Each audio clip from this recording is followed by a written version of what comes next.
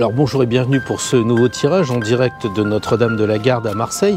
J'espère que vous avez fait un petit peu le point, le bilan de ce que vous avez tiré la semaine dernière par rapport à ce qui vous est arrivé, qu'est-ce qui s'est passé, est-ce que par rapport à votre ascendant, est-ce que par rapport à votre signe, est-ce que même par rapport à votre lune, le tirage était intéressant et a pu vous aider surtout.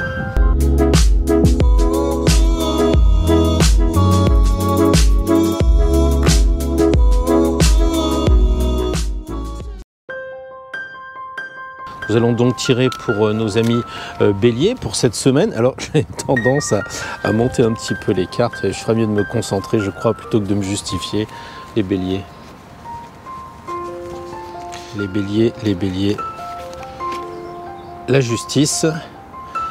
Ah, pour les béliers. Les béliers qui ont Mars comme maître de planète.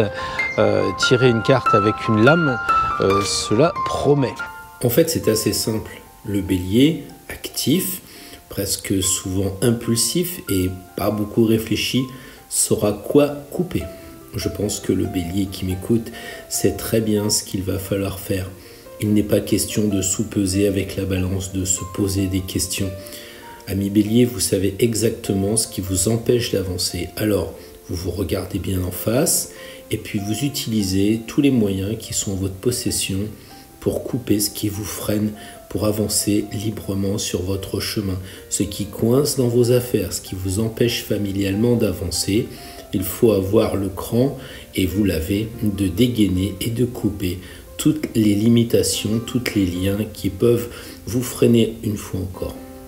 Alors du courage, vous en avez, mais quelquefois notre entourage essaye d'avoir votre sympathie. Alors je pense que si vous savez qu'il faut couper, eh bien, ne réfléchissez pas. Si vous êtes certain, après vous êtes regardé en face qu'il faut couper, alors coupez, tranchez. Pour les taureaux maintenant, les taureaux qui doivent se réjouir de voir l'herbe arriver. Le pendu, donc petite pause pour nos amis taureaux, mais si on associe plus concrètement avec leur signe, qu'est-ce que cela signifie ? Demander à un taureau semble a priori facile parce que le taureau est quand même d'une nature placide. Ce sont des natifs très calmes, pondérés, qui aiment bien s'amuser, qui aiment bien la bonne chair, qui aiment bien prendre leur temps. Alors, quand on leur dit il faudrait calmer un peu le jeu, ils ne font pas grand-chose finalement parce que c'est presque leur tempérament. Donc là, je crois que pour les taureaux, quand on vous dit de vous arrêter, il faut vraiment vous arrêter. C'est-à-dire ne pas faire du surplace et continuer à manger votre herbe dans le pré. Il est vraiment indispensable de vous arrêter.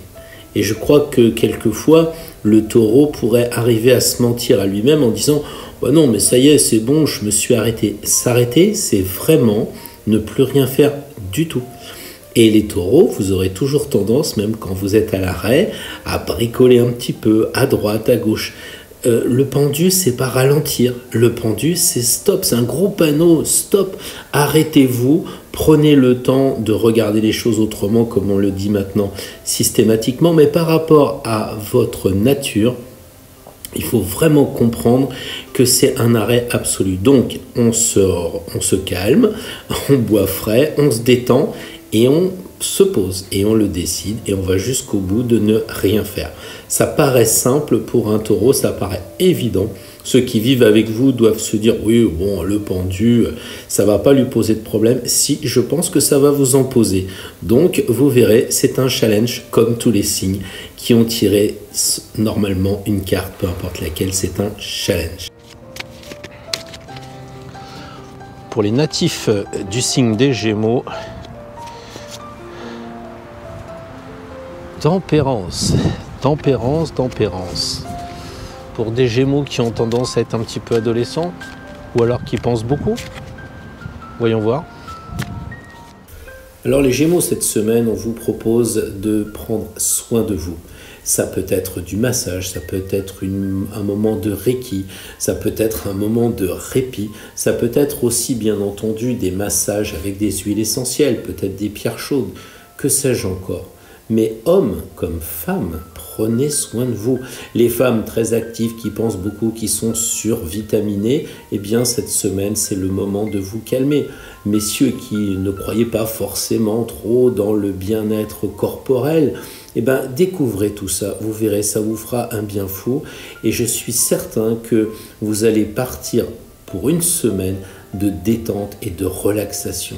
C'est ça que vous signifie tempérance. Et pourquoi pas arrêtez de penser à vos problèmes quotidiens, regardez les ailes, pensez plutôt à quelque chose qui pourrait vous élever. Comme ça, vous aurez le corps et l'esprit qui s'élèvent.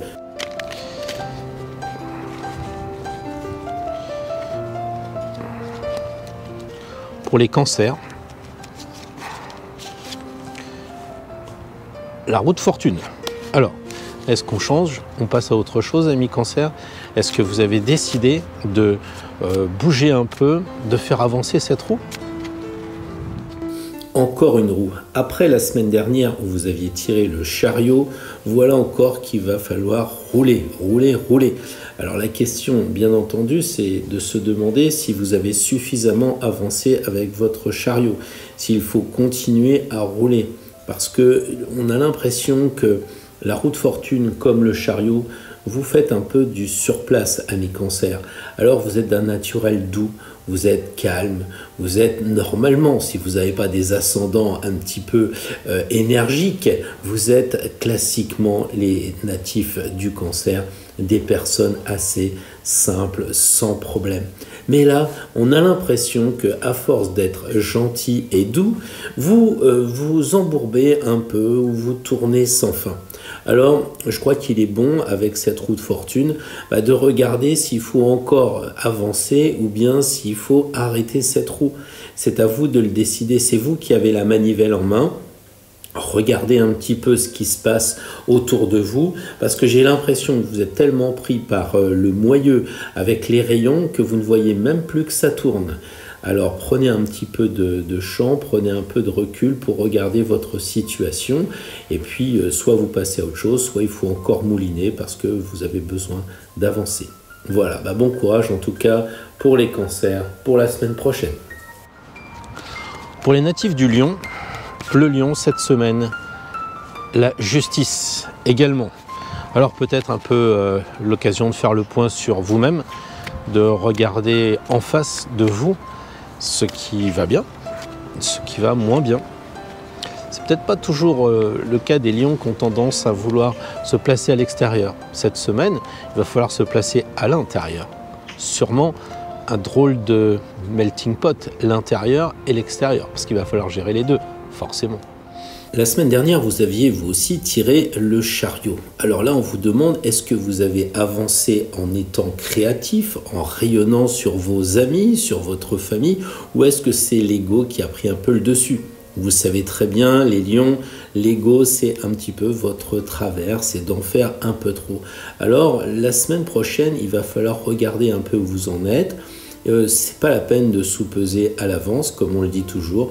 Vous devez savoir ce qui se passe et vous devez, avec l'épée, couper ce qui vous empêche d'avancer parce que votre ego fait un peu des siennes.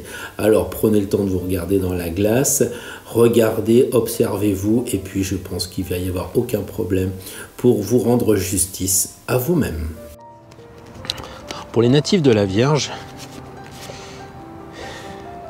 le mat. Bon, faut bouger, faut partir. Vous aviez décidé quelque chose la semaine dernière? Vous aviez des projets? Il va falloir les concrétiser, il va falloir marcher. Pour les natifs de la Vierge, vous faites le lien avec forcément Marie, mais là, avec le tirage du mat, nous avons la même symbolique, c'est-à-dire la foi. Il ne regarde pas où il marche, il a confiance, il a vraiment la foi. Alors la semaine dernière, si j'ai bonne mémoire, vous étiez pendu. Ça veut dire que vous avez marqué un temps de pause, vous avez réfléchi, vous avez regardé les choses sous un autre aspect, différemment de ce que vous avez l'habitude de faire. Eh bien, vous êtes prêt maintenant à partir. Par contre, ne vous déjugez pas. Vous êtes censé partir. Alors bougez, bougez, bougez. Vous ne pouvez pas ne pas bouger, même dans un contexte où on nous bloquerait un petit peu. Vous voyez ce que je veux dire?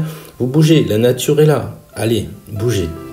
Pour les natifs de la Balance, avec toutes mes excuses pour systématiquement avoir un petit souci ces 2 dernières fois. Bon, je ne sais pas ce que ça veut dire, ce que je sais c'est que ma caméra a coupé. Alors, pour les balances, la roue de fortune aussi. Ah, de l'argent pour la balance? Pourquoi? Parce que la balance, le maître, c'est Vénus, l'argent, la roue de fortune. Est-ce qu'il n'y a pas une petite rentrée d'argent qui va venir? Alors, est-ce que ça, c'est pas divinatoire de dire « ouais, ils vont gagner de l'argent » ? Peut-être pas. Peut-être qu'il va falloir justement sortir son argent pour le faire fructifier. Il y a quelque chose avec l'argent. Finalement, il y a dire que vous qui pouvez savoir ce qu'il en est. Parce que s'il y a bien une chose qui est confidentielle, qui est secrète, c'est l'argent. Et avec tout ce qui se passe dans le monde en ce moment, peut-être que vous avez envie de faire bouger vos placements. Vénus fait penser à l'adjectif vénal et à l'argent. Mais il n'y a pas que l'argent. Il n'y a pas que la fortune dans la roue de fortune. Vous passez à autre chose. À quoi en êtes-vous arrivé ? La semaine dernière, c'était l'arcane 16, donc la maison Dieu, donc l'entreprise, probablement. Donc vous étiez heureux, vous dansiez sur les mains, vous touchiez des feuilles naturelles. Donc la tour, c'est quelque chose d'extrêmement positif. Et là, vous avez encore la roue de fortune. Alors, n'allez pas croire que c'est forcément lié à l'argent. La bonne fortune, ça peut être la chance en général. Ça peut être des bons moments qui vont se dérouler dans la semaine qui vient. Alors, profitez-en. Faites tourner cette roue de façon joyeuse. Peut-être que c'est pas marrant d'être un hamster, mais peut-être que les hamsters, quand ils font tourner la roue à vive allure, eh ben, ils s'éclatent. Alors, Vénus vous dit, éclatez-vous, profitez bien de la semaine qui vient, amusez-vous. Voilà, la vraie fortune, c'est la joie, c'est le bonheur. Les scorpions, cette semaine, le conseil qu'il leur est suggéré, c'est la force. Ah, eh bien, d'habitude, c'est une force assez détournée chez les scorpions, rien de direct, beaucoup de réflexion, beaucoup d'analyse. Peut-être que cette semaine, il va falloir y aller directement. Voyons ça. Les scorpions, vous êtes assez connus pour être en retrait. C'est rare que vous attaquiez de front, c'est rare que l'on vous voit en face, en tête. Vous êtes souvent en repli, vous êtes souvent en position d'observation. C'est une des caractéristiques du signe, c'est ni bien ni mauvais, c'est juste un fait, il n'y a pas de jugement dans cette façon de faire. Et donc, avec la force, on a l'impression que on vous suggère quand même de relever les manches et d'agir. Il est clair que vous ne pouvez pas rester en retrait. Il faut prendre le taureau par les cornes ou ici le lion par les cornes. Donc engagez-vous, bougez-vous aussi et puis n'hésitez pas à mettre un peu de pression dans vos actes. Pour les Sagittaires, alors les Sagittaires, la semaine qui vient... Les Sagittaires, vous les voyez les Sagittaires? Vous imaginez les Sagittaires? Hommes, femmes, chanceux, moins chanceux, donc ils ont de la chance, parce que même quand ils disent qu'ils n'ont pas de chance, c'est justement une façon d'avoir de la chance. Vous savez, les Sagittaires et la chance, c'est toute une histoire. Alors, voyons voir. Ah, la bonne étoile. C'est amusant, il y a bien de la chance, être né sous une bonne étoile. Alors, pour les Sagittaires, qu'est-ce que cela signifie plus précisément? J'ai suggéré aux Gémeaux, avec Tempérance et ses 2 jarres, de prendre soin d'eux. Pourquoi en irait-il différemment pour les Sagittaires? Nous sommes dans une période qui est fortement propice à s'occuper de soi. Elle s'est déshabillée, donc en fait c'est un soin corporel qui semble viser. C'est prendre un bain, c'est se relaxer. C'est peut-être pas la chose la plus certaine chez le Sagittaire, parce que bien souvent ils sont à cheval, ce sont des guerriers, des templiers, que sais-je encore. Alors, les hommes comme les femmes, il faudrait peut-être proposer de s'allonger, de prendre soin de soi, de respirer des bonnes odeurs, des huiles essentielles. Voyez, faites-vous choyer et puis libérez-vous aussi un petit peu des contraintes que vous avez habituellement. Lâchez prise, relaxez-vous. Peut-être que la nuit, justement, vous aurez encore plus de bonheur sous les étoiles. Allez donc savoir, peut-être que c'est un soin, un spa, quelque chose qui vous attend, ou alors c'est quelque chose que vous allez décider vous-même, et d'arrêter de tirer des flèches et de faire un peu la pause sur son corps. Voilà, une bonne semaine tranquille pour les Sagittaires. Pour les Capricornes, alors les Capricornes, le jugement. Alors le jugement pour les Capricornes. Encore une renaissance, encore une transformation. c'est l'année de la transformation. Je crois qu'avec Pluton, tout est fait pour qu'on se transforme. Alors, pour les Capricornes, qu'est-ce que cela peut bien signifier? Alors les Capricornes, c'est vous qui aviez la semaine dernière l'étoile. Donc vous êtes probablement reposé, vous avez pris soin de vous. Et cette semaine qui arrive va être une véritable renaissance. Vous allez sans aucun doute apparaître avec des énergies nouvelles. Vous allez avoir une force peut-être plus subtile, peut-être plus intérieure qui va vous pousser parce que vous aurez fait le point sous votre étoile, vous aurez fait le point la nuit sous le ciel étoilé. Donc je crois que la semaine qui vient va être une semaine de renouveau, de changement, mais avec ce qui se profile, il est fort possible quand même que tout le monde soit obligé de changer et de renaître. Alors vous avez la prédisposition du jugement. Pour les natifs du Verseau, le diable, il va bien falloir qu'on se regarde en face, un petit peu comme la justice, sauf que les Verseaux, il va falloir en plus faire attention à nous-mêmes. Parce qu'a priori, on louche, et si on louche, c'est flou, et si c'est flou, on voit double. Donc il faut recentrer la focale. Alors effectivement, la semaine dernière, nous avions tiré pour les Verseaux le monde et aujourd'hui, nous tirons le démon. Donc nous avons inversé la tendance, c'était un fin de cycle avec le monde. Nous voilà revenus avec le démon dans ce nouveau tirage et dans ce nouveau départ puisque le monde était la fin d'un cycle, encore une fois. Donc le diable se pointe dans nos arcanes et lorsque l'on est Verseau, c'est pas anodin. Parce que les Verseaux ont cette tendance à être très souvent dans l'utopie, dans l'idéalisme. Donc en fait, ils sont intuitifs parce qu'ils peuvent un petit peu voir les choses avant. Ils sont un petit peu dans l'avant-garde, ils sont un petit peu dans le futur. Mais quelquefois, ça génère un décalage avec la réalité. Et je pense que le diable, cette semaine, peut suggérer aux Verseaux de faire attention à ne pas partir dans des élucubrations incroyables, surtout qu'en ce moment, tout le monde s'y perd, les scientifiques comme les profanes, tout le monde y va dans ce monde que nous traversons, qui est effectivement diabolique, où les virus sont là, ils nous piquent et on devient bleu, on devient flou, on ne sait plus où on en est. Alors les Verseaux, est-ce qu'ils ressentent par cette capacité d'être un petit peu dans le futur, de voir ce qui se passe avant et commence à bleuir avant les autres. En tout état de cause, je crois que plus que jamais, les Verseaux, avec ce diable, doivent se rapprocher de personnes en signe de terre, les Vierges, les Capricornes et les Taureaux, de façon à s'ancrer davantage et à pas partir en live.